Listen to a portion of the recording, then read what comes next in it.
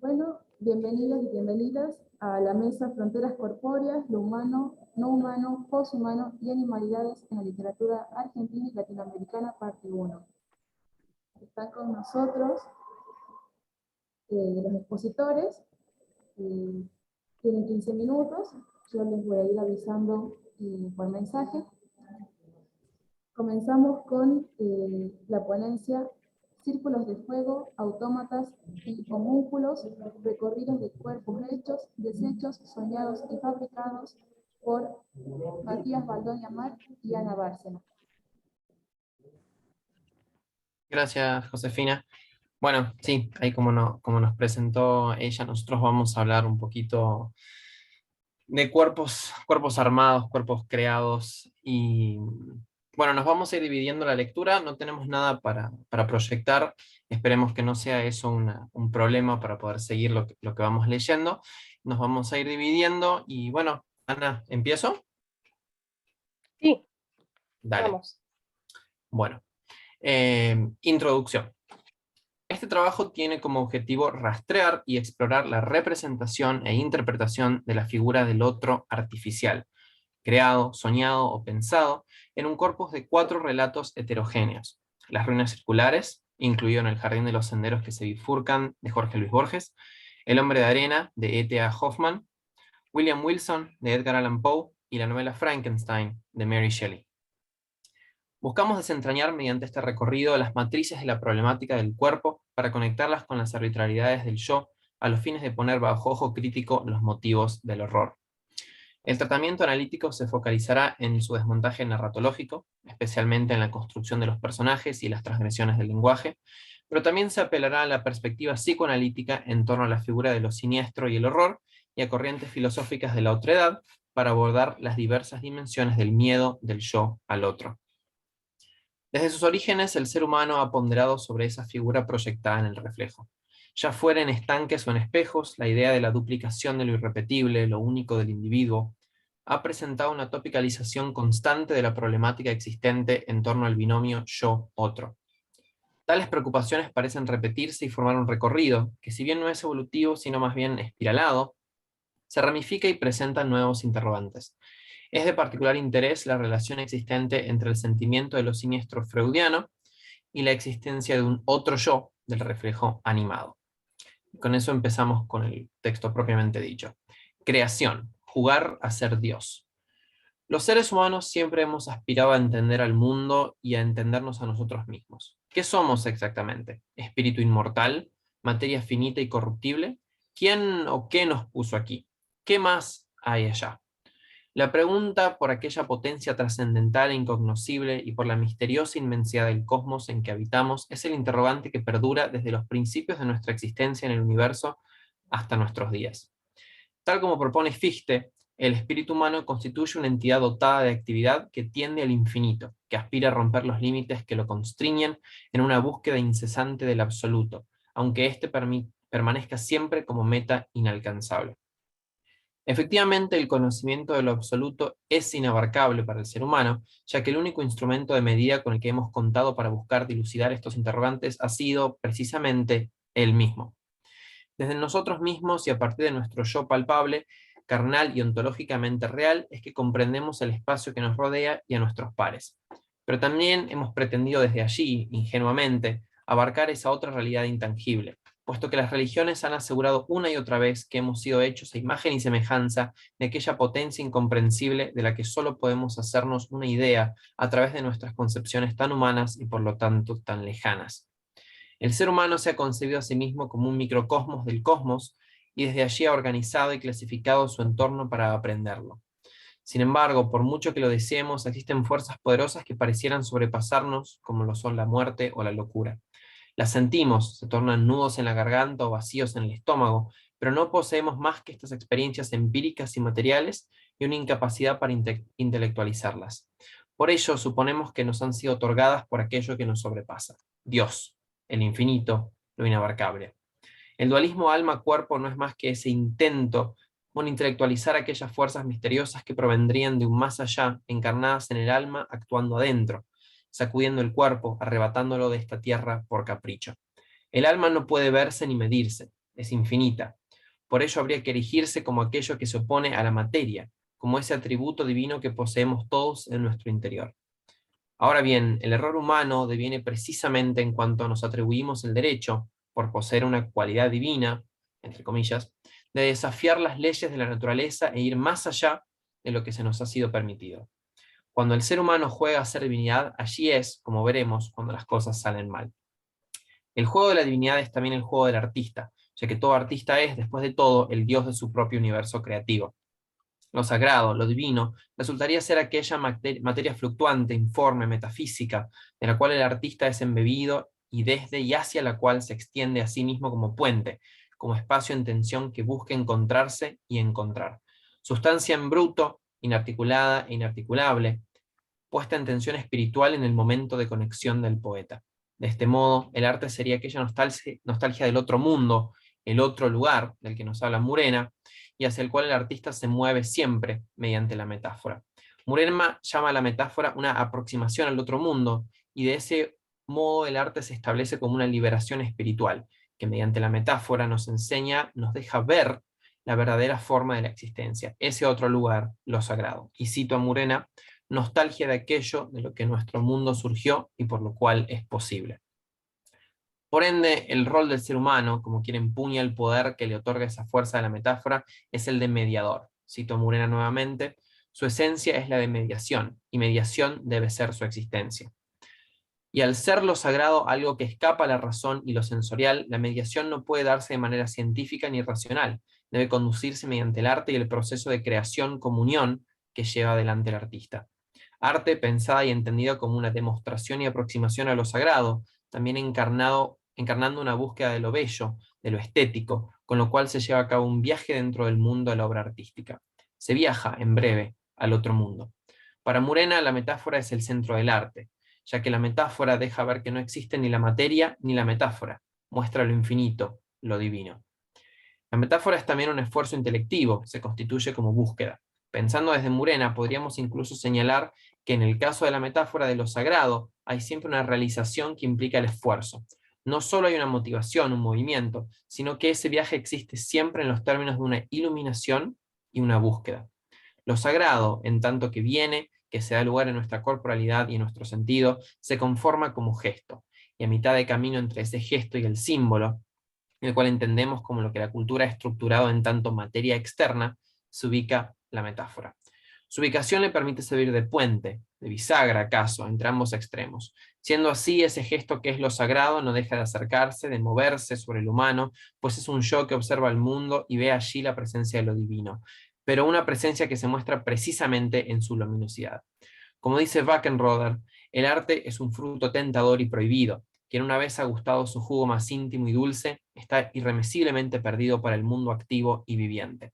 El yo creador, tendido en eterna tensión y comunicación hacia un tú o un otro, infinito, divino, impasible e imposible. Soñar, fabricar y ser. Frankenstein o el moderno Prometeo de Mary Shelley propone el ejemplo arquetípico de esto en la figura de Víctor Frankenstein. La obsesión que se apodera del protagonista de la novela es patética, no en términos de ridiculez, sino de la extensión de las pasiones que lo agobian. El propósito de su vida, en tanto su búsqueda personal, la definición de su huella en el mundo y su legado, se ciernen y se cierran en torno a la meta absoluta que lo conmueve, la creación de vida, o más bien la animación de lo inanimado. Cito: más aún, ya me era posible dar vida a la materia inerte. Esta meta lo consume en cuerpo y alma, pero nada podía apartar mi atención de la odisea tarea que estaba llevando a cabo. Me había dominado por completo. Víctor es poseído, valga el término, por su objetivo. Sus descubrimientos abren puertas que quizás deberían haber permanecido cerradas.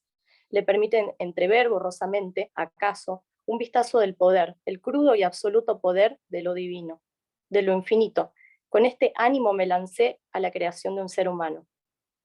¿Por qué si puede crear vida? ¿Qué lo detiene? ¿Qué lo diferencia de ser él mismo un Dios, un creador, un padre fundador? Víctor responde a la problemática yo-divinidad que planteamos previamente en la conclusión de que la ciencia es, efectivamente, la herramienta divina y, por lo tanto, el hombre que la blande debe ser cercano a un Dios. Los científicos modernos prometen muy poco, saben que los metales no pueden ser transmutados y que el elixir de la vida es una quimera. Pero estos científicos que se ensucian las manos y manejan el microscopio o el crisol han conseguido milagros, han obtenido poderes ilimitados, dominan los truenos, predicen los terremotos y descubren en ocasión aspectos del mundo indivisible. Víctor Frankenstein se lanza a la creación de un ser humano, de un otro yo, pero lo hace forjando su propio camino. Si nos guiamos por lo mencionado por Murena más arriba, podemos pensar aquí en Víctor como el yo creador, el yo artista, que es inevitablemente atraído hacia lo infinito, lo divino, en el impulso generador que lo arrastra. Por otro lado, Las ruinas circulares de Jorge Luis Borges nos presenta una obsesión similar. El propósito que lo guiaba no era imposible, aunque sí sobrenatural. Quería soñar un hombre, quería soñarlo con integridad minuciosa e imponerlo a la realidad. Ese proyecto mágico había agotado el espacio entero de su alma. Si alguien le hubiera preguntado su propio nombre o cualquier rasgo de su vida anterior, no habría acertado a responder. El protagonista sin nombre del cuento borgiano se encuentra bajo el hechizo del mismo canto de sirena que Víctor Frankenstein, el impulso creador. Como hemos visto, este es increíblemente tentador, ya que se compone como aquel atisbo hacia lo prohibido, lo que se nos escapa. El protagonista borgiano recorre el sendero de la creación desde las profundidades del sueño, volviendo así esta preocupación un espectro que lo persigue día y noche, consagrado a la única tarea de dormir y soñar. La abstracción mental que consume el soñador es similar, en más de un sentido, a la de Víctor, no solamente porque le consume toda su existencia, sino también en parte, en concepto al menos, del conocimiento científico. De tal modo, el mago sueña con anatomía y fisiología. Cito el cuento. Casi inmediatamente soñó con un corazón que latía, lo soñó activo, caluroso, secreto, del grandor de un puño cerrado, color granate, en la penumbra de un cuerpo humano aún sin cara ni sexo. Con minucioso amor lo soñó, durante 14 lúcidas noches. Cada noche lo percibía con mayor evidencia, no lo tocaba. Se limitaba a atestiguarlo, a observarlo. Tal vez a corregirlo con la mirada. Lo percibía, lo vivía, desde muchas distancias y muchos ángulos. La noche 14 rozó la arteria pulmonar con el índice y luego todo el corazón desde afuera y adentro. La ciencia, pensada entonces como la medida de poder que el hombre puede ejercer sobre el universo, es también la medida de poder que tiene para imponerse sobre el cuerpo. Es la materia propia, acaso, la que más se escapa al conocimiento de los sabios, la que más elude la observación. El soñador del cuento busca superar eso. Su propósito es dominar al cuerpo al prefigurarlo desde el más ínfimo detalle. Solo mediante la creación completa se puede obtener el control. Solo con el entendimiento o la pretensión de poseer la chispa divina puede uno aventurarse más allá del velo y animarse a espiar el infinito. Así, el mago soñador requiere de la chispa, del fuego que le brinde ese último esfuerzo para dotar de vida a su criatura. Agotados los votos a los númenes de la tierra y el río, se arrojó a los pies de la efigie que tal vez era un tigre y tal vez un potro, e imploró su desconocido socorro. Ese crepúsculo soñó con la estatua, la soñó viva, trémula. No era un atroz bastardo de tigre y potro, sino a la vez esas dos criaturas vehementes y también un toro, una rosa, una tempestad. Este múltiple dios le reveló que su nombre terrenal era fuego, que en ese templo circular y en otros iguales le habían rendido sacrificios y culto y que mágicamente animaría el fantasma soñado, de suerte que todas las criaturas, excepto el fuego mismo y el soñador, lo pensaran un hombre de carne y hueso. Le ordenó que una vez instruido en los ritos, lo enviaría al otro templo despedazado cuyas pirámides persisten aguas abajo, para que alguna voz lo glorificara en aquel edificio desierto. En el sueño del hombre que soñaba, el soñado se despertó. El fuego da vida al hijo que tanto busca soñar, pero esta abertura revela quizás demasiado. Pone en efectivo el horror de la propia existencia, demostrando en el yo que observa al otro y se descubre un otro a sí mismo. El soñador pronto encuentra entre los círculos de fuego, entre los anillos de divinidad o quizás monstruosidad, que él posee las mismas cualidades que su hijo, dando a entender su existencia no solo como soñador, sino como soñado. Cito, caminó contra los jirones de fuego, estos no mordieron su carne, estos lo acariciaron y lo inundaron sin calor y sin combustión. Con alivio, con humillación, con terror, comprendió que él también era una apariencia, que otro estaba soñándolo. La belleza del sueño, la belleza de la creación se vuelve horrorosa y terrible. Lo sorprendente de esto es que en nuestros tiempos la belleza se entiende como un concepto cerrado, aséptico, que existe separado de cualquier aspecto de negatividad o dolor, ya sea de carácter psíquico, físico o moral. Byung-Chul Han habla de esto como la idea de lo pulido. La idea de lo pulido anula lo que tiene puesto enfrente, toda negatividad queda eliminada. Sin embargo, esta separación, esta eliminación de la negatividad es, en realidad, un producto de la modernidad, que separa lo bello del arte de su condición propia de aturdir, conmover, impactar. Lo pulido y terso tiene una intención completamente distinta. Se amolda al observador, le sonsaca un me gusta. Lo único que quiere es agradar y no derrumbar. Este autor plantea que hay una cierta opacidad que es parte innata e integral de la idea de la belleza y que revelarla provoca la destrucción del efecto estético. Para el filósofo coreano, la sociedad actual rechaza de plano la idea de la metáfora, del encubrimiento artístico y propone un esteticismo de la revelación. Esto opera de manera tal que ese proceso de derrumbar o de herir que supone lo artístico se transforma en un mero me gusta. Ante esto, propone que ver, en el más profundo de los sentidos, es siempre experimentar, ver de forma distinta. Sensibilidad es vulnerabilidad. Sin herida no hay verdad, ni siquiera verdadera percepción. En el infierno del igual no hay verdad. Rescatando a Rilke, Han señala que ver también significa un abrirse ante lo otro en lo profundamente propio, en el yo absoluto, entregarse al suceder artístico. En otras palabras, que sin dolor no hay ni percepción ni arte. El impulso creativo, esa fundación que abruma a Víctor y al soñador, termina destruyéndolos, pues al entregarse a lo divino son aniquilados por su potencia incontenible. En el cuento de Edgar Allan Poe, William Wilson, la enajenación del personaje respecto al mundo que lo rodea y a sí mismo es tal que el resultado es ni más ni menos que la presencia del circuito comunicativo yo-yo en su dimensión patológica, representada no por la autoconciencia, sino por el ego, el hombre Dios, y el doble esquizofrénico. De esta manera, el personaje protagonista y voz encargada de la narración del relato nos informa que, a una temprana edad, se convierte en un niño dueño de sus propios actos, caprichoso y autoritario. En la escuela primero y luego, a medida que crece en la universidad, su libertad resulta poco a poco en libertinaje, excediendo las normas, sumiéndose en vicios, engañando a sus semejantes para sacar algún tipo de ventaja. No es inocente que al principio del relato se nos informe sobre el tipo de colegio al que asiste, en el cual el director es también pastor de la iglesia.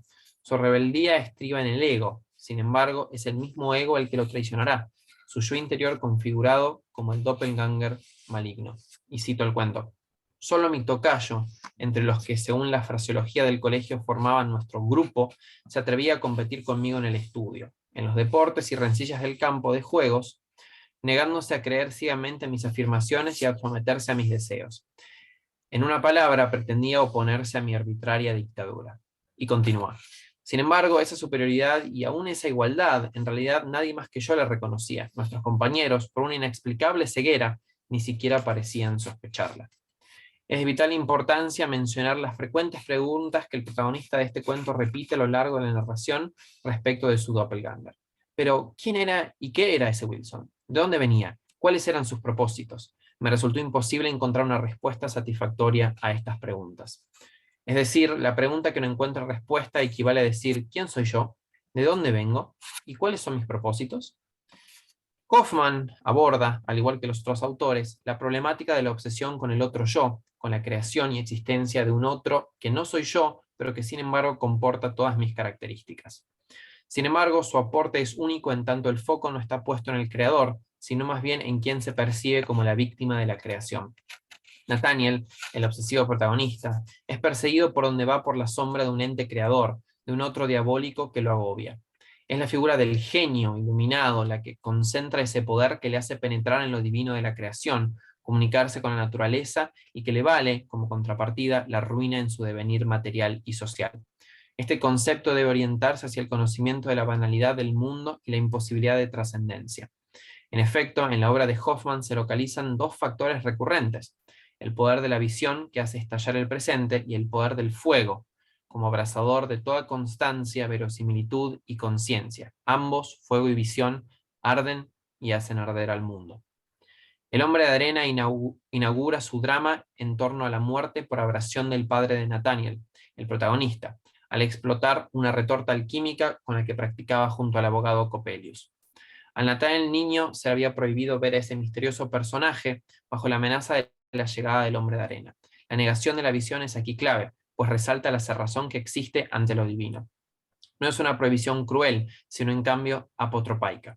Pero Nathaniel mira, observa, y en su seno queda el ápice de la locura, la abertura a lo imposible.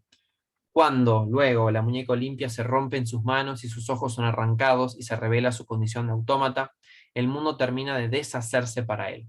No habita en el mundo real, sino que está en los círculos de fuego, en los infiernos que lo poseen y torturan. Martin Buber, en su trabajo Yo y Tú, habla de las relaciones entre el yo y el otro y entre el yo y el tú. Entre esas relaciones señala que la esfera más alta de la comunicación, la tercera, es la que presenta el hombre con las formas inteligibles.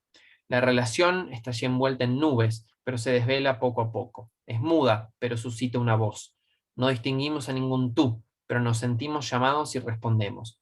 Todo nuestro ser dice entonces la palabra primordial, aunque no podemos pronunciar tú con nuestros labios. Entendemos de esta manera que la comunicación que hay entre lo sagrado, lo inteligible y el yo hombre es unilateral.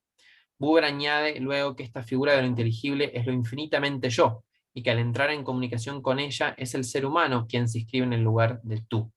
No existe otra forma de comunicación posible con lo divino, pues tal es el poder y la antigüedad de lo sagrado, de las formas inteligibles, que el ser humano inmediatamente queda restringido al lugar del receptor.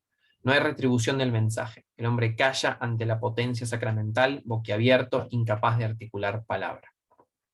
De esta manera, el ser humano es el punto cero de la existencia. Es él la medida de todas las cosas.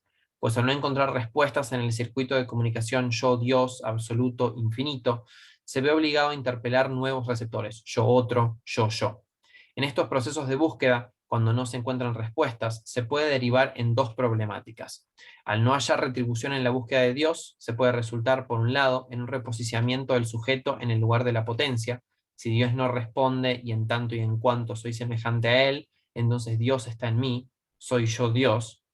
Pero en el otro caso, al contrario, es el del desconocimiento de uno mismo en la confrontación con el otro. Si Dios no responde, entonces, ¿quién soy yo? ¿Y quién es ese otro que se parece a mí? Aquello que nos es familiar, ese otro, ese par, se nos torna extraño, ajeno, y cuando esto sucede también nos convertimos en extraños para nosotros mismos, nuestro panorama del mundo, y de nuestra esencia de pronto deviene lo siniestro. Si bien traducido de manera insuficiente del alemán unheimlich, el término siniestro es definido por Freud como aquella variedad del horrorífico que se remonta a lo consabido de antiguo, a lo familiar desde hace largo tiempo. Esta definición parte del uso germano de heimlich como familiar o conocido, ya que propone que la cualidad intrínseca de que lo siniestro partiría es de un desconocer el objeto. Cuando el sujeto es enfrentado ante un objeto al que conoce empíricamente, el cual debería denotar ciertas características definitorias, y descubre que se comporta o denota aspectos no solo nuevos, sino incluso opuestos a lo conocido, allí es cuando se acontece lo siniestro. En otras palabras, cuando lo familiar se vuelve desconocido. Es este proceso inverso a la común adquisición de conocimiento lo que nos descoloca y angustia. Trías añade, podría definirse lo siniestro como la realización absoluta de un deseo, escondido, íntimo y prohibido. Siniestro es un deseo entretenido en la fantasía inconsciente que comparece en lo real. Es la verificación de una fantasía formulada como deseo, si bien temida. En el intersticio entre ese deseo y ese temor se cobija lo siniestro potencial. Y terriblemente siniestra es la enajenación de uno mismo, como en el caso de William Wilson, en el cual el protagonista describe: Wilson y yo éramos compañeros inseparables. Sin duda, esta anómala relación que existía entre nosotros es lo que me llevaba a atacarlo. O también cuando señala, su táctica consistía en perfeccionar una imitación de mi persona, tanto en palabras como en hechos. Y Wilson desempeñaba admirablemente su papel. Mi forma de vestir era fácil de copiar, se apropió de mi manera de caminar y de mis actitudes, y a pesar de su defecto constitucional, ni siquiera mi voz escapó a su imitación. Por supuesto que no intentaba imitar mis tonos más fuertes, pero la tonalidad general de mi voz era idéntica, y su extraño susurro llegó a convertirse en el eco mismo de mi voz. De tal forma que cuando el protagonista de este relato aniquila a Wilson asesinándolo, cansado de sentirse esclavo de sus persecuciones e interferencias, como es de esperarse, termina por suicidarse. Un gran espejo, o por lo Ana, menos en mi confusión, me pareció. ¿Sí? Vamos cerrando. Sí, Vamos cerrando. sí. Disculpa. Muy bien. Bueno, Mati, ¿te parece que salte a lo de heterotopías y vamos a la conclusión? Sí, perfecto. Dale. Bueno, queríamos señalar por último que Michel Foucault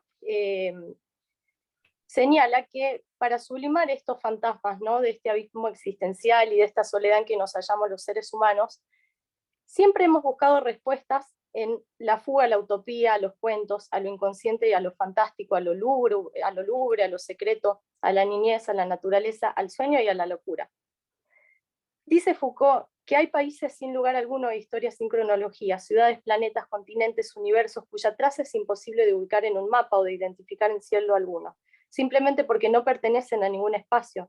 No cabe duda de que esas ciudades, esos continentes, esos planetas fueron concebidos en la cabeza de los hombres, o a decir verdad en el intersticio de sus palabras, en la espesura de sus relatos, o bien en el lugar sin lugar de sus sueños, en el vacío de su corazón. Me refiero a la dulzura de las utopías. Probablemente sea el gran mito del alma el que desde lo más lejano de la historia occidental nos ha proporcionado la más obstinada, la más potente de esas utopías, mediante las cuales borramos la triste topología del cuerpo. El arma funciona en mi cuerpo de una manera verdaderamente maravillosa, está albergada en él, pero por supuesto sabe cómo escaparse. Afirma Foucault que el cuerpo es, contrariamente a aquellas utopías hacia donde el alma escapa, una implacable utopía. Está aquí y ahora. Materia siniestra que, a pesar de brindarnos la vida y la posibilidad de respirar, fue considerada cárcel del alma. Así como William Wilson se torna ajeno de sí mismo y como él mismo afirma, la motivación de querer atacar a su doble se debe al hecho de ser compañeros inseparables, sucede lo mismo con el ser humano y su cuerpo. Bien, y para cerrar, leeremos brevemente parte de la conclusión, recordando un poco, bueno, esto que menciona recién Ana sobre las heterotopías de Foucault, y la idea del fuego, ¿no? De ahí el título del trabajo, Círculos del Fuego, el fuego como elemento que se simboliza en círculos de destrucción y locuras, tanto en el Hombre de Arena como en las ruinas circulares, donde, por el contrario, es más bien un elemento de creación. La muerte de la criatura de Frankenstein en un glaciar, como otro elemento contrario al fuego, en realidad nos remite al infierno espiralado descrito por Dante en la Divina Comedia. Y finalmente citamos a Eugenio Trías, que dice: y el carácter tenebroso de esa divinidad oculta tan solo manifiesta sensiblemente a través de aquello que nos arrebata por instantes la cárcel de nuestra limitación, hará preguntar a poetas y pensadores sobre el rostro y la faz de esa divinidad de la que tan solo percibimos sensiblemente algunos velos. Los círculos mortífagos de fuego desvienen en la infinita profundidad mortífera del hielo, el paraíso deviene en el infierno y viceversa. La belleza en fealdad y la fealdad en belleza, el deseo en temor y el temor en deseo, el hombre en monstruo y el monstruo en hombre. El cuerpo puede ser desalmado, pero también se puede volver alma incorpórea, producto de un sueño como en el relato de Borges, y en definitiva, el hombre está en Dios y Dios está en el hombre, con todo su poder y las infinitas aristas de lo absoluto, de lo sublime. Tuvimos que recortar ahí un poco, pero bueno, muchas gracias por escucharnos. Muchas gracias. Gracias, chicos. Bueno, ahora le doy la bienvenida a Rosalía Baltar, coordinadora de la mesa, que también expone con la ponencia titulada Cuerpos transitorios y posthumanidad en los cuerpos del verano, de Martín Felipe Castagnet, Emergencias de un debate contemporáneo.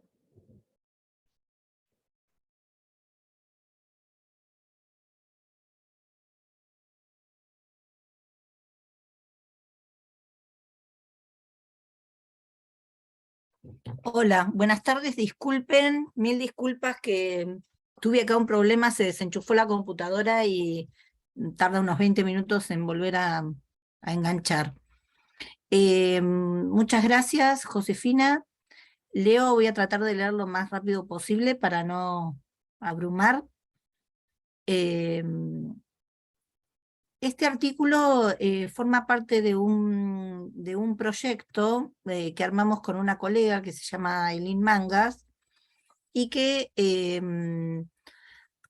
tiene como, digamos, presupuesto el trabajo con algunos elementos semióticos propios de lo que podríamos llamar el proceso posthumano dentro de la literatura, bueno, argentina puntualmente en este caso, ¿no? Se trata de una novela, es una novela de 2012 de este escritor argentino, Martín, que es una novela muy cortita, muy chiquita, pero que nos habilita a pensar varias cuestiones en torno al cuerpo y sobre todo a la relación entre el cuerpo y la transitoriedad, digamos, de la identidad, ¿no? Del elemento identitario. Bueno, leo un poquito. La narración comienza en el punto en el que la familia del protagonista, Ramiro, muerto hace un siglo, logra reunir un monto para comprarle un nuevo cuerpo y permitirle salir del estado de flotación. Esto es una suerte de vida incorpórea de navegación permanente en la red. Esta expresión, esta de flotación, tiene que ver con la tradición japonesa, pero bueno, no vamos a ampliar. Recordando también que el autor de la novela es un especialista, ¿no?, en literatura japonesa. Bueno, el dinero ha sido suficiente para conseguir un cuerpo, diríamos, clase B, ¿no? De ahora en más, Rama se alojará dentro de, o será una mujer, arrastrará una batería, porque si se tiene más dinero puede uno ser inalámbrico, pero bueno, en el caso de Ramiro no va a arrastrar una batería, y se insertará en un espacio futuro que es, más allá de todo, reconocible como alguna zona urbana de la provincia de Buenos Aires o de la capital, ¿no? Un barrio de la capital. Y allí convivirá con una familia propiamente ensamblada entre seres en estado de flotación, seres que optan por morir definitivamente, ¿sí?, que son los menos, y ni siquiera cuentan en las estadísticas, nos dice. Seres vivos en el sentido clásico, como nosotros, seres como él que regresan al mundo de los vivos quemados, es la expresión, quemados en otro cuerpo, en una interrelación vital, digital, electrónica, seres que mueren y regresan reciclados, quemados en sus propios cuerpos, ¿sí? La sincronía de estas opciones propone la simultaneidad de experiencias. Por ejemplo, Ramiro convive con su hijo moribundo y anciano.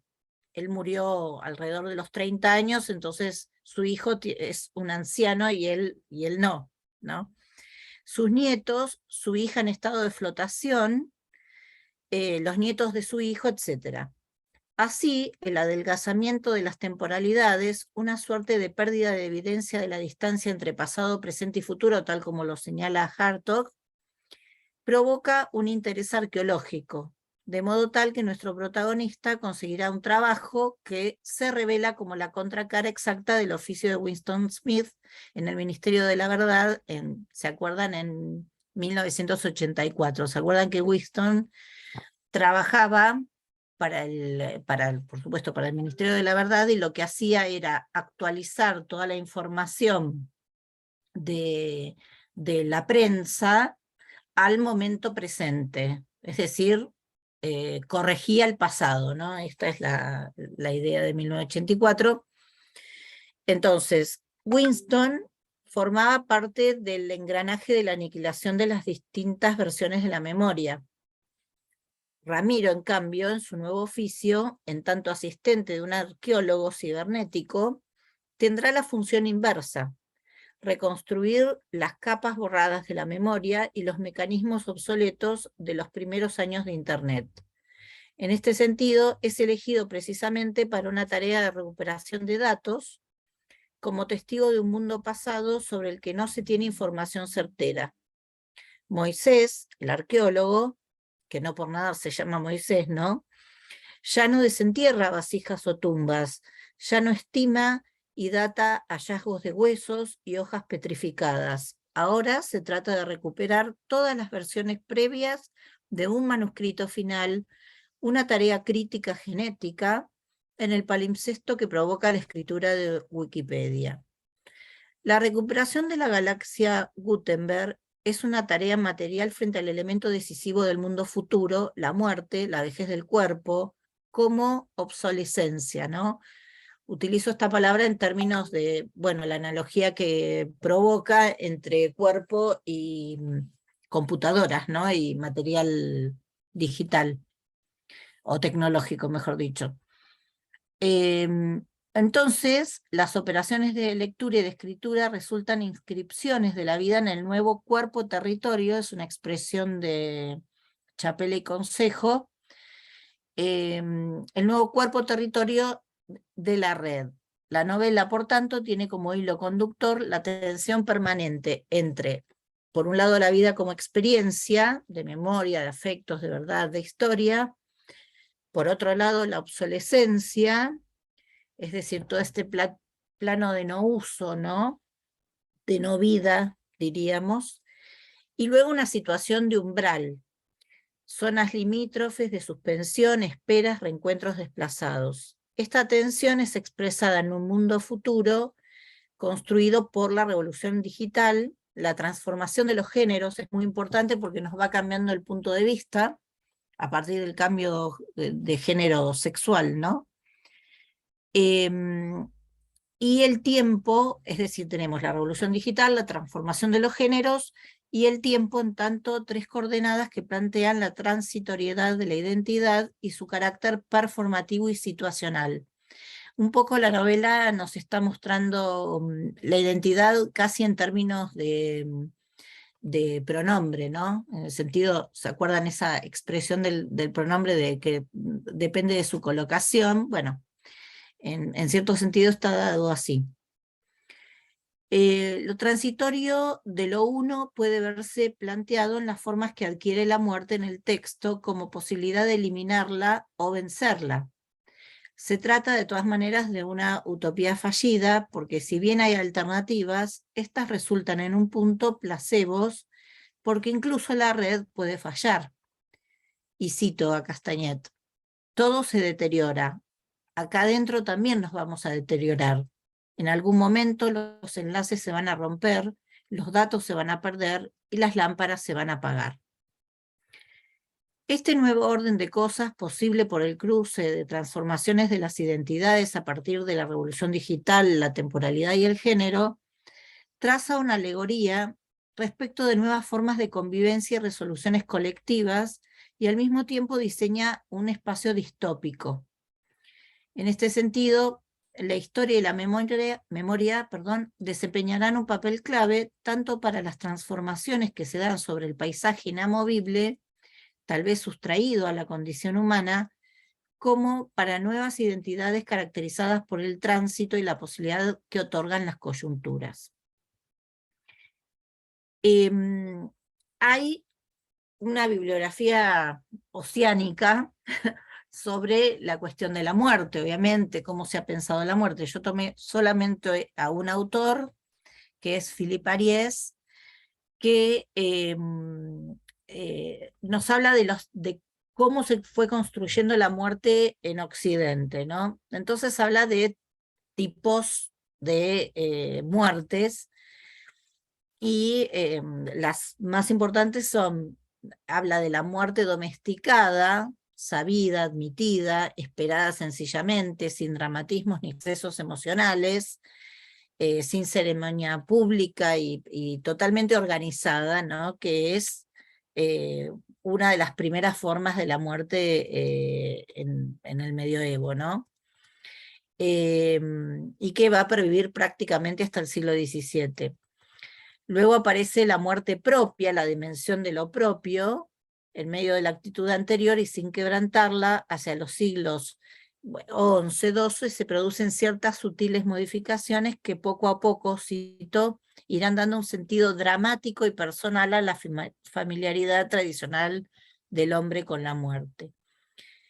Y luego, el último punto que quería destacar es que a partir del siglo XVIII se da esta expansión del dramatismo y la exaltación retórica de la muerte romántica, justamente la conciencia de la muerte del otro, de allí el culto a las tumbas y los cementerios de los siglos XIX y XX, y va a aparecer también la conexión entre Eros y Tánatos, que acá está muy marcada en la novela, ¿no? Y concebir la muerte como... ¿Ah? ¿Están todos ahí? Que yo estoy con el texto y no los veo. ¿Sí? Ah, Sí, sí, ahí estamos. volví. Bueno, ya voy. No, lo que les decía es que en esta combinación de Eros y Tánatos, la concepción de la muerte se transforma en algo que interrumpe, algo que se transforma en una ruptura y en una transgresión, ¿no? Entonces aparece, dice Aries, esta noción de ruptura nació y se desarrolló en el mundo de los fantasmas eróticos, que hay algo así en la novela, ¿no? La idea de miembro fantasma y demás. Y pasará al de los hechos reales y concretos. Ahí vemos que ya no hay el amor por el muerto, como en la literatura frenética, sino que ese deseo se ha sublimado en la belleza y en una nueva intolerancia a la separación. ¿Qué observamos? Estas serían 3 formas, hay muchas más, pero la idea que tengo es que en la novela aparecen, en función de las posibilidades que se tienen para vencer, entre comillas, la muerte, aparecen en simultáneo todas estas formas de la muerte, ¿no? Estas formas se encuentran superpuestas y dependen del sustrato capitalista. Es interesante esto, que parece ser, eso sí, inmortal. Quienes poseen un estatus socioeconómico alto pueden adquirir cuerpos acordes a sus necesidades.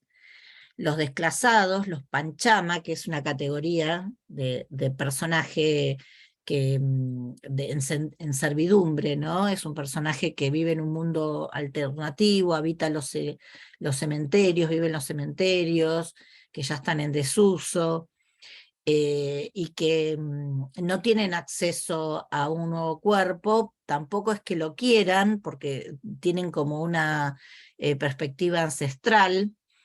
Entonces se van desgastando, se van envejeciendo hasta que finalmente es como que se disuelven, ¿no?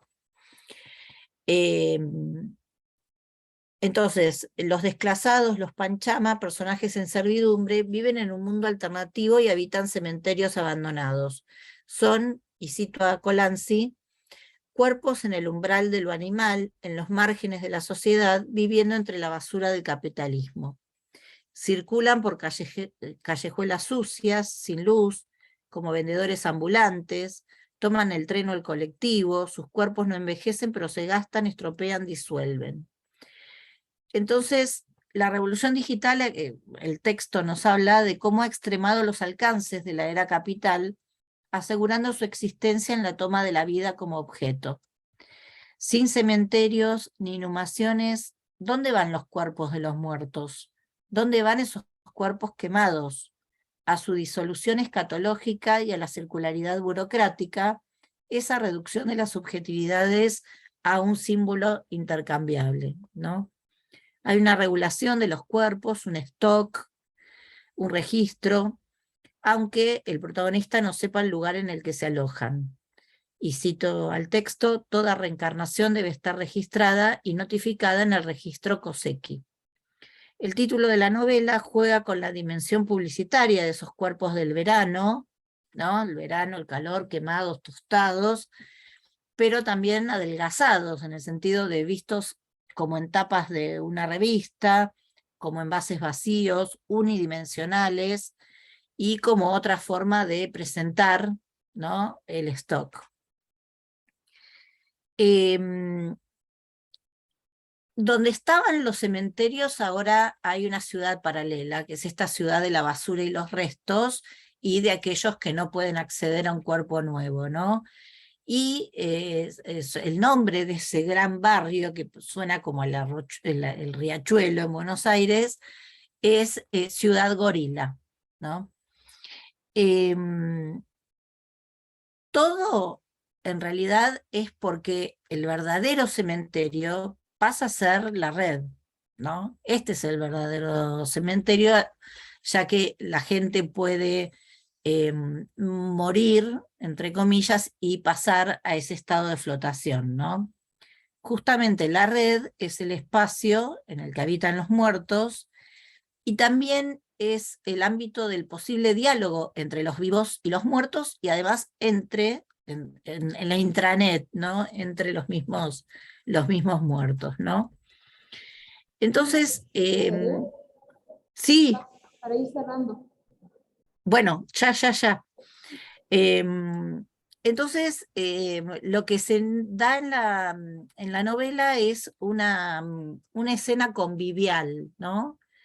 En la que las pantallas están presentes en toda la vida cotidiana, en todos los espacios de la casa, en la domótica domina las formas de concebir una casa y nos recuerda de alguna manera esto que dice Sadén, de la humanidad aumentada, en el sentido de que se propaga esa humanidad, pero no deja de ser una especie de máscara de una corporalidad que tiene que ver con la negación, ¿no? Que tiene que ver con negar la existencia de la muerte. Bueno, entonces adelanto y les quería comentar hacia el final que también lo que está desgastado respecto de la corporalidad es el concepto del cuerpo como o sea, que hay como una mirada distópica respecto de que el cuerpo vuelve a ser el envase del alma, como en el registro medieval, ¿no? Entonces no importa si yo cambio de cuerpo, no importa si cambio de sexo, no importa si, como sucede acá, me termino convirtiendo en un caballo, ni tampoco importa el matar o relacionarme con el otro a través de la violencia, ¿no? Entonces, por ejemplo, los nietos del hijo de Ramiro, sus bisnietos, están jugando en la red y de repente uno mata al otro y bueno, para fin de año le regalan un cuerpito, están mirando a ver cuál pueden conseguir, se transforma en una cosa absolutamente fetichista y mercantil, ¿no?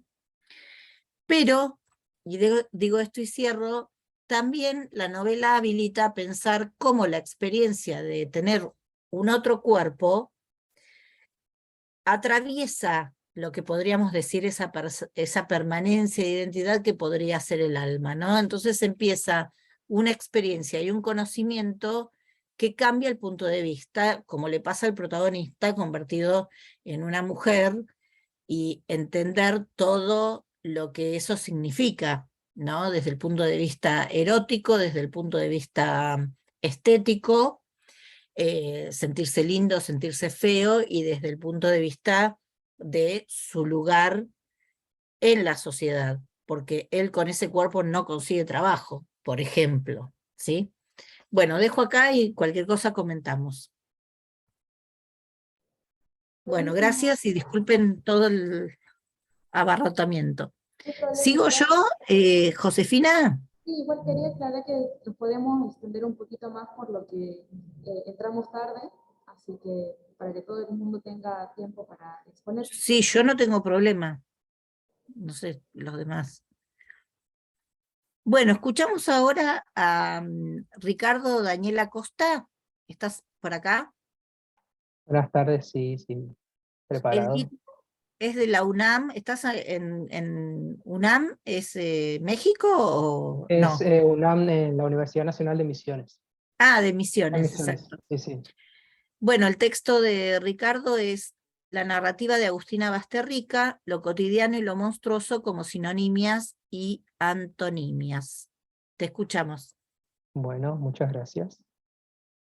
A lo largo de la vasta historia literaria surgieron y surgen un sinnúmero de autores que utilizaron y utilizan como motor de escritura las monstruosidades devenidas de lo rutinario y del recorrer de los espacios comunitarios. Por lo tanto, Existe una vastísima tradición de autores y autoras que han hecho y hacen de las monstruosidades la materia narrativa de su obra. Obstinados, aparecen, desaparecen, reaparecen y se multiplican en seres, semióticas y motivos. Es aquí donde la potencialidad de los textos se amplifica, es decir, en convertir lo no aceptado como un objeto estético y a su vez inextinguible. En 19 garras y un pájaro oscuro, Agustina Basterrica despliega una serie de temas referidos a lo prohibido y al terror, atravesado por lo monstruoso y lo cotidiano. La muerte, lo profano, lo corporal y las agresiones forman parte de este mundo contaminado por la ruptura de reglas. Para la autora bonaerense, la experiencia, el desconcierto y la angustia de los personajes resulta un recurso literario que los subordina a la trama, como componentes funcionales al desarrollo y el afloramiento de los temores más profundos y de seres que deberían de ocultarse en la profundidad de la psiquis. Al mismo tiempo, la brevedad de muchos de los relatos, como en el caso de uno recuperado en este trabajo denominado Roberto, lejos de interferir con la completud de desarrollo narrativo, imprime de un carácter reflexivo con respecto a las prácticas veladas o anormales dentro de la sociedad, o, como en el caso de arquitectura, otro de los textos aquí analizados, las múltiples posibilidades que surgen de idealizar lo impío en territorio sagrado. Circulares y recurrentes, las amalgamas, las transgresiones y las prohibiciones atraviesan ambas historias y mantienen en vilo la lectura a través de una sensación de interpelación que, al igual que un ave de caza, acecha y amenaza con desgarrarnos de manera sutil e imprevista. La hibridez presente en los relatos de Basterrica remite al concepto de monstruosidad y pone en duda la capacidad de los grandes campos de poder para mantener un cierto orden en las estructuras hegemónicas. En primera instancia, cito, no existe una definición de monstruo, sino algunas tentativas de definición que varían según los autores y, sobre todo, según las épocas. En sentido más general, el monstruo es definido en relación a la norma, biológica, social o cultural. Fin de cita. Dicha noción es incluida en el rango de error por la biología. Por lo tanto, la carga valorativa aplicada por la ciencia y la sociedad involucra posicionarla como una prolongación de la anormalidad. Preferir un orden en este caso supone la valoración de ese orden por sobre otro periférico. Al existir excepciones, la norma se encarga de calificar, corregir, intervenir y transformar a través de las herramientas de saber en los discursos sociales. Esta categorización construye los estándares socialmente aceptables y, en consecuencia, dota de ciertas obligaciones y expectativas para los normales. No solo se construye una identidad colectiva, sino una identidad personal que concuerde con lo pautado. Si la norma es desplazada del centro, nace el concepto de monstruo como sentido negativo, como disvalor y como un operador conceptual que representa el despliegue de todas las irregularidades posibles. Semánticamente, es un hecho que, por oposición a lo normal en el marco del conjunto, se percibe como desagradable, como, cito, placas de mármol gastadas por el peso de los pecados contenidos en un solo lugar. Fin de cita. Por consiguiente, entra en escena la relación binómica vida-norma. Aquí la anomalía física suscita curiosidad debido a que cuestiona la regularidad y las leyes de la naturaleza, lo cual desemboca en su penetración en la vida, volviéndola una amenaza constante, una percepción de desigualdad de condiciones. La normalidad es una de las múltiples formas en la que el poder ubica como sujeto de observación a ciertos individuos, mientras que aplica conocimientos y pone en práctica las tecnologías de control y disciplina. En pocas palabras, es vista como la antítesis del orden social, pero, paradójicamente, es necesaria para justificar el orden imperante, en relación a lo que diría Foucault, ¿no? Al existir una retroalimentación continua entre el susodicho binomio, también aparece en el par complementario de belleza y fealdad, que se apropia de nuevos hallazgos para pulirse y evolucionar. Toman conceptos, clasificaciones e ideales como precedentes o como consiguientes. Al encontrarse involucrada la sociedad, la idea de deleite y de conocimiento forman parte de esta tendencia, al igual que la noción de libertad, regulada, bueno, obviamente por los campos de poder. El entendimiento y la razón trabajan en conjunto para coordinar las sensaciones de placer y desagrado, que son facultades particulares contenidas dentro de un complejo colectivo. Entender y conocer depende de la exposición de los objetos de manera coherente para poder ser conceptualizados. La naturaleza, al presentarse ordenada, estimula el sentimiento de placer y favorece la interpretación, requisito primordial para obtener y mantener el dominio sobre el entorno cercano y la periferia. Dicho regocijo es el resultado de concordar los fenómenos de la naturaleza con los conocimientos adquiridos socialmente. Sin lugar a dudas, el sosiego se evidencia cuando en arquitectura se remite a que, al construir una catedral gótica, se la piensa como un gran ente que contiene una serie de seres vivientes, por lo cual, cito, lógicamente optan por la figura de Cristo Majestad para el vitral céntrico, porque es el personaje más importante, la piedra angular del edificio católico. Lo rodean 4 siluetas, un león, un águila, un buey y un hombre. Representan el germen de la iglesia, a los cimientos del gran imperio cristiano. Lo miran con devoción, pero Cristo está ocupado sosteniendo un libro lacrado, sentado en el trono de emperador, de rey de reyes, enaltecido con un nimbo cruciforme, mirando a la nada, al infinito, probablemente al verdadero Dios. Fin de cita. En este caso, el placer, al ser subjetivo, nace a partir de la satisfacción que provoca algo que cumple con la representación esperable, armónica y remitente a lo cotidiano. Durante ese proceso, la imaginación también cumple un papel importante al presentarse la necesidad de recomponer los elementos dispuestos ante los sentidos. Siempre que lo heterogéneo y contradictorio mantenga cierta identidad, como la parte de un todo, habrá belleza. Las proporciones, las formas y las figuras son producto de una corrección previa. La capacidad y posibilidad de juzgar lo placentero se denomina a su vez gusto, que muchas veces trae consigo la concepción de lo social y de lo moralmente aceptable. Por lo tanto, es inevitable especular sobre la presencia de lo inmoral y de lo profano o de lo feo. Mediante esta línea alterna, la fealdad es tomada como un concepto relativo imposible de separar de la belleza. Al ser una idea secundaria opuesta a lo válido, basta con aparecer bajo la forma de exceso o defecto en pequeñas o en grandes cantidades. La fealdad funciona como una amenaza interna y dicha intimidación logra materializarse en lo hiperbólico del escenario cuando, cito, los espectros que apenas respiran sostienen los rosarios como si fuesen la última vena del cuerpo. Esos despojos entumecidos no pueden ver lo que pasa. Piensan que dentro de esa construcción está la salida, la gratificación y el perdón por existir. Fin de cita. A su vez, también la polémica nace a partir de considerar a lo perfecto o a lo imperfecto como analogía de lo bello o de lo feo. En muchas oportunidades, las imperfecciones son el camino hacia la perfección y también puede ser el final de algo defectuoso o de algo que no debería de existir. Igualmente, en la formación del juicio estético, se suscitan muchas cuestiones erróneas, ya que se considera hermoso a un determinado tipo y feo o espantoso a la desviación del modelo. Parte de este equívoco es fruto de adjetivar aisladamente al organismo a partir de la abstracción, como si se tratase de un objeto singular. Además, se construyen preconceptos mediante las ideas de regularidad y proporción identificadas en la corporeidad humana, por ejemplo, ¿no? La desproporción y las desmesuras son puertas de acceso a catalogar algo como monstruoso y a involucrar aquello denominado belleza del alma, pese a que el alma es una virtud metafísica, por supuesto. Aquí la maldad es vista como síntoma de la expresión corporal que va en contra de la libertad en términos sociales. Contradictoriamente, ese tipo de libertad encierra un carácter restrictivo también. De hecho, se traduce metafóricamente como, cito, un temblor íntimo, una pequeña gota cayendo lentamente en el fuego. Un vacío agudo, en donde el espacio perfecto, la luz quebrada se instala en las paredes, como una gran telaraña de hilo transparentes que destroza el aliento celeste. Fin de cita.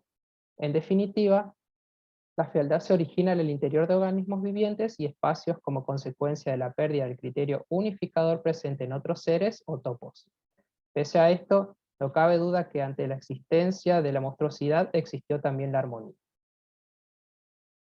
Además de lo estético, adentrarse en el ambiente de las monstruosidades significa sumergirse en la vida cotidiana y las sensaciones experimentadas en ella para contrastarlas con hechos u objetos contrarios a la misma.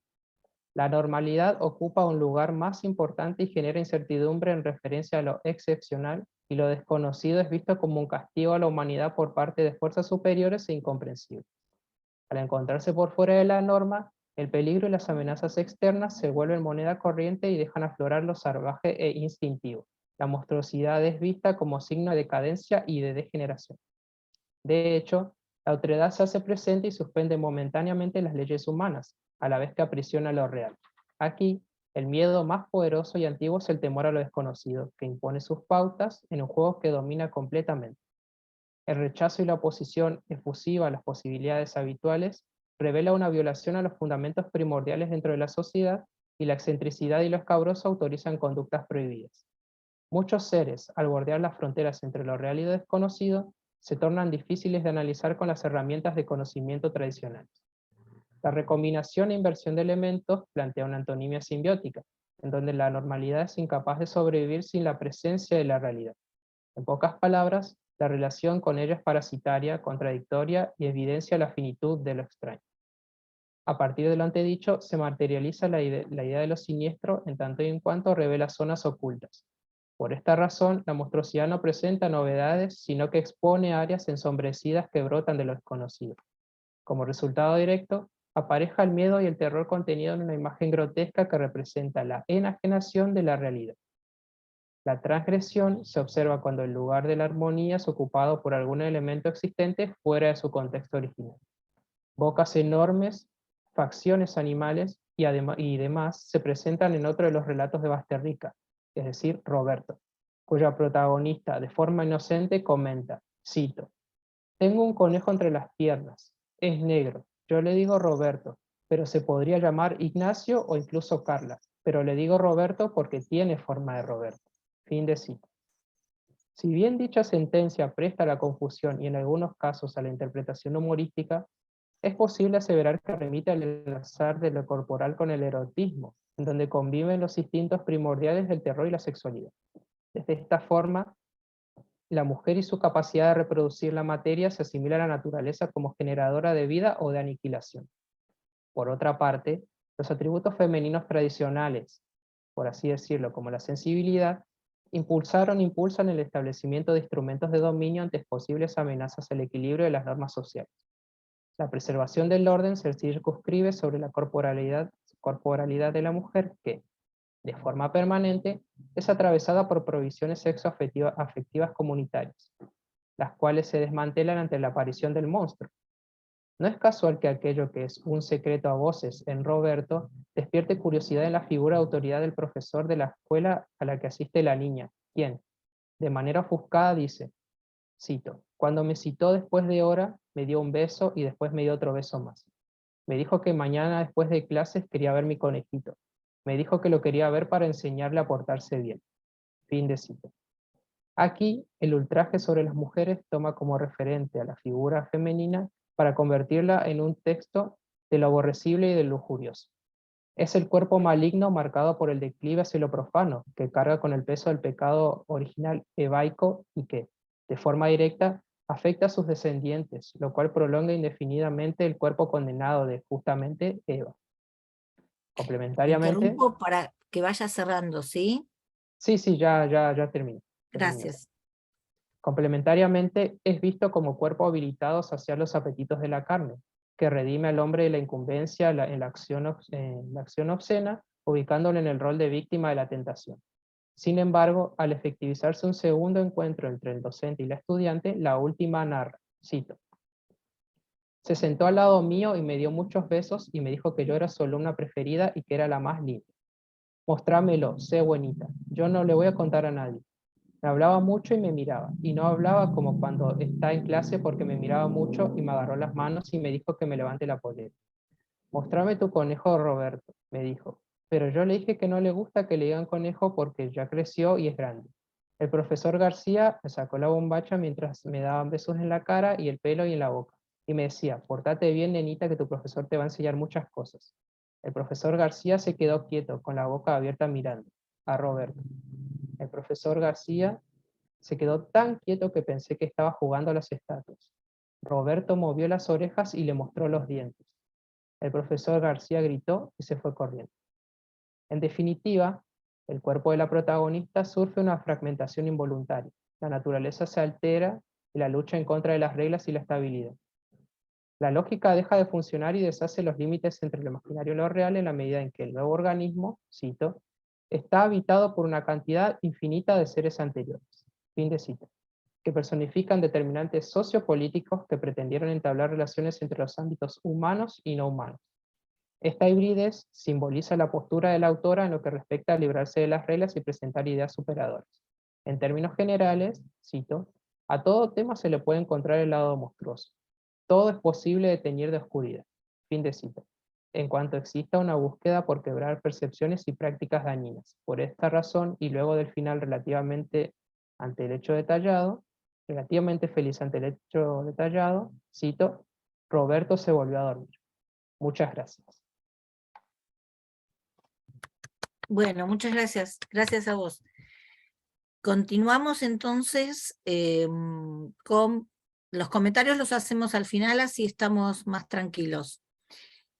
Sabrina, ¿estás por ahí, Sabrina Redsónico?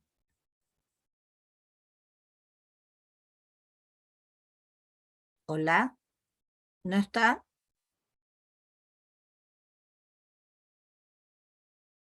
Bueno, cualquier cosa me dicen, continuamos entonces. Entonces vamos a escuchar a Jorge Raúl Servián. ¿Está presente?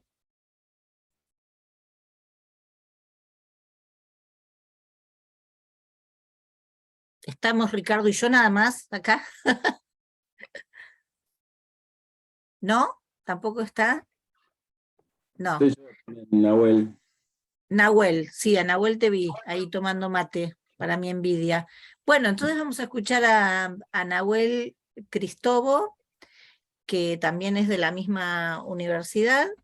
Su texto se titula Ensayos del fantasma, variaciones espectrales en Rosa, Cohen y Link.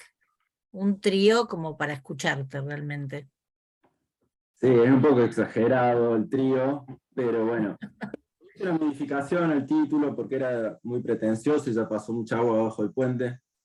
El título ahora es Ensayo del fantasma hacia una imagen rota del pensamiento. Pero los incorporo de alguna forma a los tres, como para que estén presentes. ¿Se me escucha bien? ¿Vamos bien? Sí, sí, perfecto. Hoy quisiera hablar con ustedes sobre fantasmas. Quizá porque pienso que el fantasma es una topología abandonada del pensamiento, ubicada entre la presencia y la ausencia. En esas formas de la ausencia violentas, forzadas y mutiladoras. Y en esas presencias cuyas formas son tenues, sutiles e insignificantes. O bien, quizás porque el fantasma muestra siempre, en la imagen rota del pensamiento, la violencia de la historia sobre los cuerpos. En este sentido, creo que la literatura durante la modernidad fue el refugio del fantasma. Pero permítanme, en los umbrales de esta topología, una advertencia. En estas palabras estaremos bien lejos de pensar que el fantasma es una figura, un personaje o una configuración retórica o ficcional. Por el contrario, la potencia del fantasma radica precisamente en su capacidad de atravesar paredes discursivas, fronteras reales e imaginarias, lenguas y cuerpos. Ante todo, el fantasma atraviesa a la vez que conecta, uniendo y redefiniendo un cuerpo y un corpus. En palabras de Daniel Link, el fantasma es una fuerza de desintegración que se mueve a través de espacios agujereados. Una primera aproximación al territorio por el que deambula el fantasma nos dice que no es de los muertos ni de los vivos. Su régimen de existencia escapa a estas dimensiones. Así que podríamos pensarlo en una primera instancia como una adyacencia al viviente humano, entre lo existente y lo inexistente, como aquel que ocupa los espacios vacíos del pensamiento. El fantasma posee esa capacidad de habitar lugares imperceptibles para nosotros, invisibles, y cuando ellos aparecen muestran rincones inexplorados entre el pensamiento y la imaginación. Hoy quisiera hablar con ustedes del fantasma, y por eso les propongo empezar por hablar de los fantasmas que tenemos en casa. Mi interés en esta temática tiene muchas aristas, pero entre tantos motores posibles, quizá uno sea el de mayor fuerza y es el siguiente. En el mismo año de mi nacimiento, uno de los genocidas argentinos decía esto frente a las cámaras de televisión. Usted no hace referencia al hombre que está detenido sin proceso, que es uno, o al desaparecido, que es otro. Frente al desaparecido, en tanto esté como tal, es una incógnita el desaparecido. Si el hombre apareciera, tendrá un tratamiento X. Y si la desaparición se convirtiera en certeza de su fallecimiento, tiene un tratamiento Z. Pero mientras esté desaparecido, no puede tener ningún tratamiento especial. Es una incógnita, es un desaparecido. No tiene entidad, no está ni vivo ni muerto, está desaparecido. Como escribió Marcelo Cohen, el fantasma es una presencia que está ahí donde razonablemente no debería haber nada. Este espectro dice mucho. Primero, que el fantasma no es solo un delirio de la imaginación, sino que además posee una potencia de dislocación del espacio y el tiempo. Y segundo, que en los lugares donde la razón ya no ve nada, está ciega, el fantasma ensaya su aparición. Si volvemos a las palabras del genocida, veremos una estricta lógica del pensamiento racional. Habla del desaparecido como una incógnita, de un tratamiento X si está vivo y un tratamiento Z si está muerto. El razonamiento deductivo del genocida dice que allí donde no debería haber nada, sin embargo hay algo, y por ende extermina, aniquila. En ese lugar vacío que la racionalidad lógica, instrumental y su cultura afirmativa no pueden ocupar, ve una amenaza. Y con razón. Porque allí aparecen los fantasmas para disputar formas inéditas de pensamiento y de imaginación crítica y política. Como pueden ver, lo que quiero compartir con ustedes radica en la posibilidad de pensar la historia y la literatura de la Argentina a través de sus fantasmas. En el caso de la literatura argentina podríamos mirar por la cerradura el fantasma del Facundo, junto a los fantasmas de los desaparecidos de la última dictadura cívica, eclesiástica y militar. Y por ese ojo que se asoma en la cerradura de la historia, se percibiría, desde el fondo de nuestra historia hasta nuestros días, un ejército de fantasmas que no cesan de reaparecer. Por esa cerradura invisible no podemos dejar de mirar fascinados quizás al primer fantasma de la literatura argentina. Cito, es una sombra terrible que se evoca para que se levante a explicarnos la vida secreta y las convulsiones internas que desgarran las entrañas de un noble pueblo. Y la cita termina, revelánoslo, un imperativo que aún hoy nos hace temblar. Facundo es una sombra, un fantasma, un cuerpo que muere 2 veces bajo la pluma de la racionalidad civilizatoria de Sarmiento. Tampoco podemos olvidar que el periódico en el que publica Sarmiento, su Facundo, es El Progreso. Así vemos dibujarse una relación de la historia y el progreso con la del fantasma.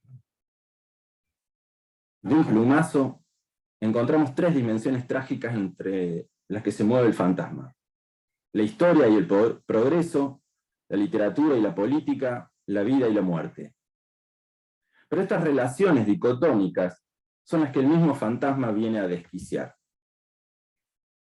Cuando Gilles Deleuze escribió, recordando a Proust, que la literatura es una lengua extranjera al interior de la lengua materna, a la que descompone y destruye, y cuando en otro sentido el de Deleuze, Foucault dijo en una entrevista que la literatura era la gran extranjera respecto a otros discursos históricos, creo que allí, en esos 2 enunciados de Foucault y Deleuze, se esconde también un fantasma, que continúa con la línea de Heidegger cuando reza. El lenguaje es la casa del ser, y en su morada habita el hombre. Me pregunto, ¿la literatura, en tanto lengua extranjera, sería respecto al ser del lenguaje su afuera, su límite, su extraser? Y si en la morada del lenguaje ya no habita más el hombre, ¿quién o qué ocuparía su lugar? Sin duda, desde esta perspectiva poshumanista, postestructuralista y posmoderna, seguramente sería algo extraño y exterior a lo humano, ya sea el no ser del simulacro, del doble, de la ficción, entre otros, tal como lo consigna el mismo Foucault. Sin embargo, a partir de esos grandes filósofos, nos gustaría imaginar que la literatura y sus fantasmas no pertenecen a este reino del no ser, aunque tengan efectos de realidad muy concretos sobre lo existente. Por el contrario, nuestros fantasmas escriben que la memoria, el sueño y la imaginación son más reales que cualquier ontología del ser, del espíritu o de la razón. El gesto político y estético del fantasma es escapar de la jaula invisible del otro y del no ser.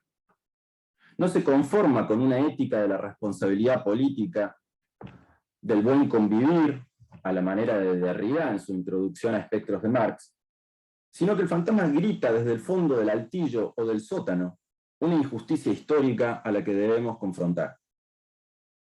Como dice el mismo Derrida, el fantasma viene a desafiar tanto a la semántica, a la ontología, tanto al psicoanálisis como a la filosofía. Y le sumo algo más. Desafía nuestra propia supervivencia histórica.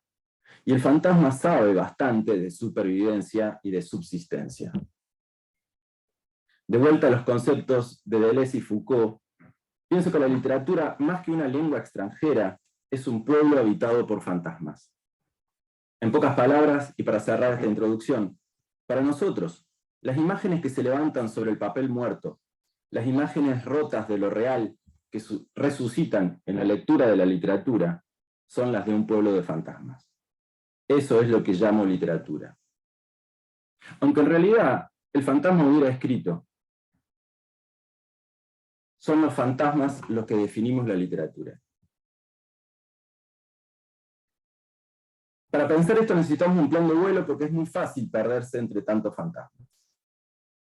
Si sobrevolamos y sobrevivimos a una historia del fantasma, al modo del ángel trágico de Walter Benjamin, necesitaremos recordar aquí que Himnos es el hermano menor de Tánatos, en Hesíodo, y que los pobladores del sueño son espectros y que los pobladores de la fantasía son fantasmas.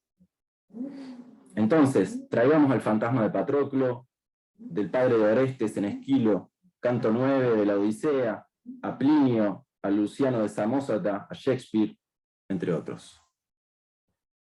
Sin embargo, es en la filosofía del siglo XVII y la Contrarreforma en la que el fantasma pasa a la clandestinidad.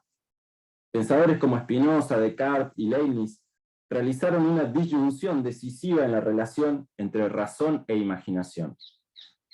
Así el discurso filosófico se restringió al pensamiento del ser como lo existente, mientras que los espectros y los fantasmas, los sueños y la imaginación quedaron por fuera del jardín del ser. Lo mismo sucedió con los pobladores de la imaginación, es decir, nuestros fantasmas.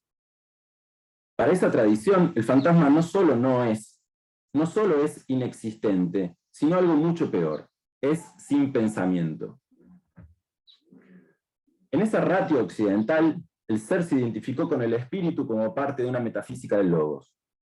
Por el contrario, los espectros del sueño y los fantasmas de la imaginación fueron despojados de toda racionalidad y confinados o exiliados al reino de la superchería, de lo demoníaco, del entretenimiento, en definitiva, del no ser y del no saber. Valdría la pena preguntar aquí si hay más verdad y realidad sobre lo humano en la fenomenología del espíritu de Hegel, en el código genético o en los cantos de Lautréamont. Por mi parte, esa pregunta ya la respondí. En el siglo XIX, Hoffman, Poe, Henry James, Goethe, Marx, Lautréamont, Baudelaire, entre tantos otros.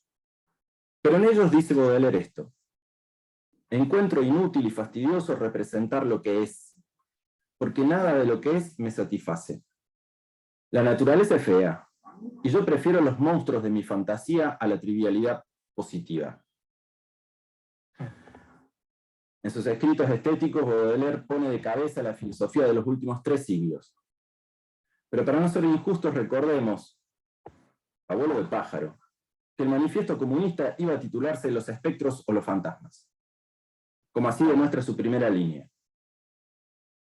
Así también recordemos al Fausto de Goethe, quien en la misma lengua de Kant, de Hegel y de Marx, escribió que la razón se convirtió en el tráfico o el comercio de palabras huecas. ¿Qué ha sucedido? Una tragedia política llamada modernidad. Desde su primera página, la tragedia del Fausto muestra el divorcio entre el saber y la razón con el deseo, el goce y la felicidad. La tragedia del Fausto radica en que sube el proscenio del pensamiento occidental los fantasmas de aquella escisión entre razón e imaginación, conjuradas del siglo XVII hasta nuestros días. La trivialidad positiva de la que habla Baudelaire es la que analiza Marx en sus 3 tomos y tiene un nombre: el capitalismo industrial. En muchos de los escritos de Marx se cita al Fausto de Goethe, a vampiros, brujos, demonios, hechiceros y por supuesto a nuestros fantasmas. Bueno, vi que me quedaba re poquito, así que me voy al final.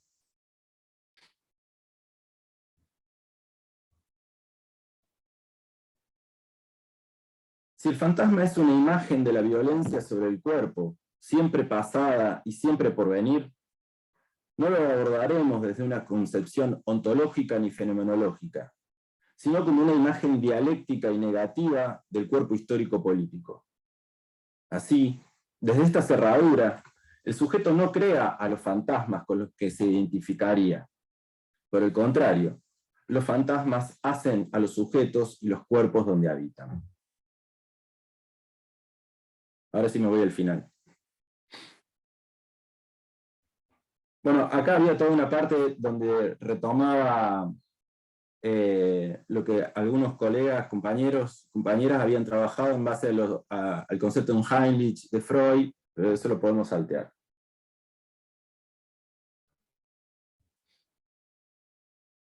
En Espectros de Marx, Jacques Derrida muestra que el fantasma del padre de Hamlet tuvo un efecto decisivo en la obra de Marx.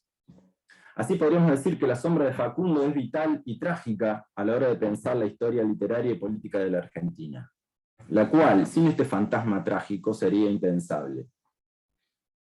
A estas alturas ya podemos preguntar, ¿el fantasma es una pura apariencia estética o el fantasma sería el divorcio entre la vida y las formas sociales?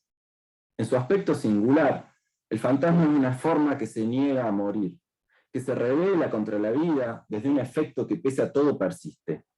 Pensar su potencia crítica es como reza la novela de Saer, lo imborrable, de un cuerpo, de un signo, en los que se tocan memoria e imaginación, lo real y lo irreal, dejando cicatrices duraderas. Mi tarea aquí fue la de compartir con ustedes una forma de lectura y de pensamiento, no solo que se conmueva por aquello despojado de toda identidad, es decir, por lo que no está presente en el presente, ni presente en el pasado, ni presente en el futuro, así como por aquellos que no están ni muertos ni vivos, es decir, los desaparecidos, sino que sumada a esa conmoción, surja la subversión política y crítica por medio de lo que hemos ya dado en llamar el fantasma. En este aspecto, la literatura y la historia saben lo suficiente como para empezar a reconstruir una forma de pensar trágica y política que encuentra en el fantasma no solo un síntoma del trauma que es la historia argentina, sino además una condición epistemológica de la imaginación crítica. Bueno, cierro ahí. Muchas gracias.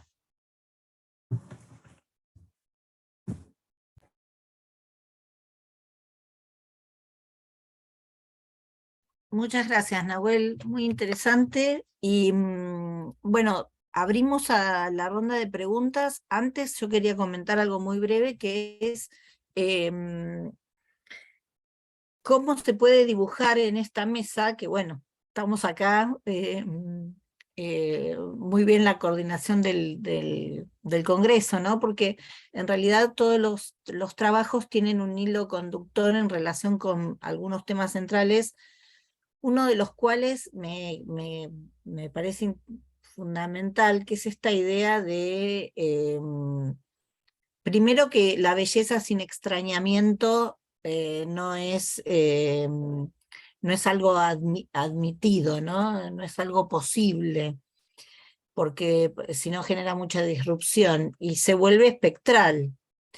En estas cuestiones de frontera, ¿no? Y yo te quería preguntar, Nahuel, en ese sentido, cómo vos haces este recorrido puntualmente en estos autores que habías mencionado en tu título pretencioso, si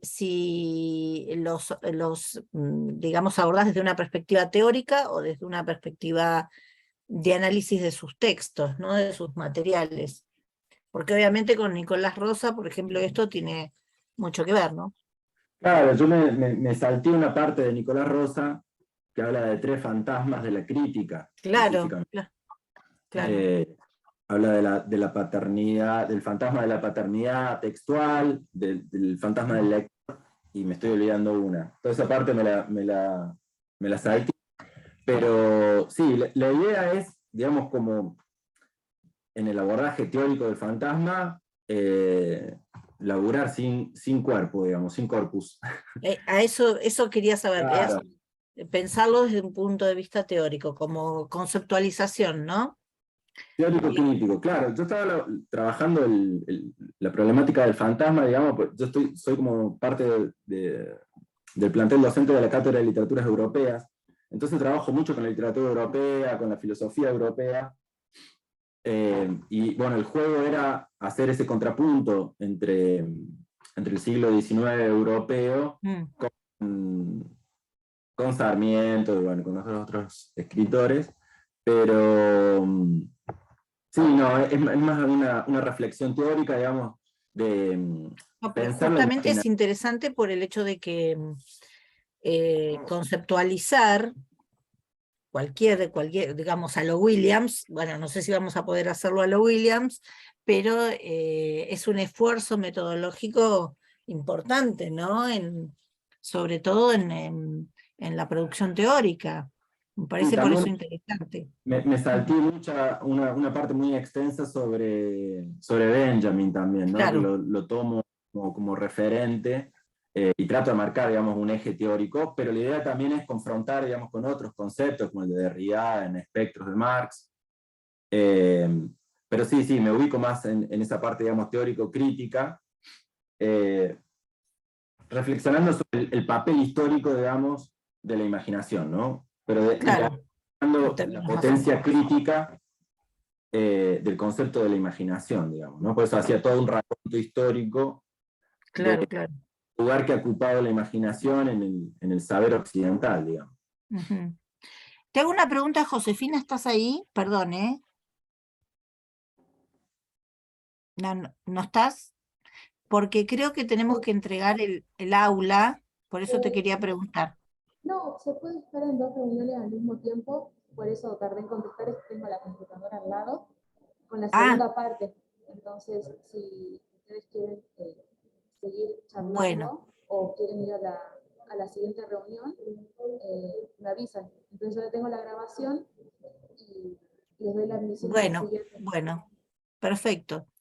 Bueno, no sé si alguien quiere hacer alguna pregunta, algún comentario.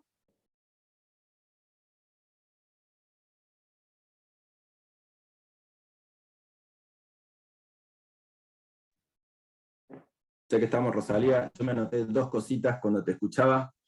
Una Sí. me hizo acordar mucho la novela Algo Más, de Marcelo Cohen, Mm. es una novelita muy interesante donde se pone también en tela de juicio esta cuestión de la tecnología, del futuro. Y también me acordé, hay un texto de Derrida que estaba haciendo memoria, no me acuerdo si es Los Seminarios de la Bestia, donde discute con Philippe Ariès sobre esa historización de la muerte, digamos. Sí, Y este es para uno de los textos sobre la historización de la muerte, no es el único. Lo que el que pasa yo es tengo que, es Morir en Occidente, no recuerdo otros. sí, lo que pasa es que hay una versión como más pequeña y después hay trabajos puntuales sobre ese texto. Sí, no conozco la discusión con Derrida, pero bueno, te imaginas que el trabajo sobre la muerte es... De hecho, hay una revista mexicana, hay varias, pero hay una que es una revista sobre la muerte directamente, de antropología, que yo consulto bastante, y lo que a mí me me llevó a pensar en este tema de un poco el placebo, ¿no?, que puede generar la tecnología respecto de algo ineluctable, es en realidad el texto de José Pedro Barrán, que se llama Historia de la Sensibilidad en Uruguay, que es una especie de historia de anales, pero en América, ¿no?, que es un texto extraordinario realmente, y justamente lo que él muestra es cómo en el siglo XIX lo convivial entre la vida y la muerte era algo corriente, y se corta justamente con este cambio un poco de episteme, que es esta relación con la muerte a partir del romanticismo, y sobre todo la separación, ¿no?, la idea de la muerte como irrupción, como transgresión, como un error en términos de, y que un poco las distopías tienen ese carácter. Igual, ahora estaba leyendo la novela Plop de Pinedo, y es interesante también cómo las distopías están pensadas en términos tan primitivos, ¿no?, y fantasmagóricos. O sea, sean textos distópicos o no, ese pensar el futuro como algo, no al estilo, bueno, volvemos al mundo arcaico, es, bueno, una característica directamente, ¿no? Y Ricardo, te quería preguntar, en en el trabajo con la novela que vos hiciste, que es muy interesante, ¿no?, porque justamente abordás el otro aspecto, que es el espectro de lo feo, que Claro, sería sí, sí. el otro polo, pero que no es tan distinto, ¿no? ¿Vos, esto forma parte de un trabajo más general, o solo estás estudiando la poética de Basterrica? No, casualmente este es mi primer trabajo que yo elaboro en referencia a la narrativa de Agustina, pero estoy, digamos, formo parte de un proyecto de investigación que se relaciona con la cuestión de la hibridez literaria. Ajá, Específicamente yo me ocupo de investigar la cuestión de las utopías y las distopías, pero también de la cuestión de las monstruosidades, es, digamos, un tema que me apasiona bastante. Empecé a ujú. trabajar con novelas gráficas, pero a su vez también realicé, digamos, generé otros textos relacionados con lo literario más tradicional, y en este caso decidí, digamos, aventurarme, ¿no?, a través de la narrativa de Agustina, porque digamos que también es una autora que me gusta mucho leer y analizar particularmente. Ah, perfecto. Bueno, no sé si alguien quiere hacer algún comentario, estos nombres propios que andan por acá, y si no, le cedemos la mesa a Josefina. ¿Sí? Bueno, les agradezco a todos. ¿Hola? No, fue un fantasma, no te preocupes. Exactamente. ¿Los Bueno, saludó? les agradezco la participación y sobre todo la paciencia, y bueno, ya nos estaremos viendo en algún otro evento. Quiero agradecer a los organizadores que han hecho un congreso impresionante, un nivel de poca histeria y de mucho laburo que se ha transformado en una gran facilidad para todos. Así que, bueno, los quiero felicitar. Ya ahí Gracias. entonces cortamos, Josefina. Muchísimas gracias a Igualmente. todos por asistir. Rosalía, te recuerdo que a tu mail te Ya la mandaron... mandé, Bien, bien, bien. ya la mandé. Bueno, muchísimas Bueno, gracias a todos y los invito a la siguiente parte de la mesa. Que estén bien. ok. Gracias. Gracias, hasta luego. Saludos.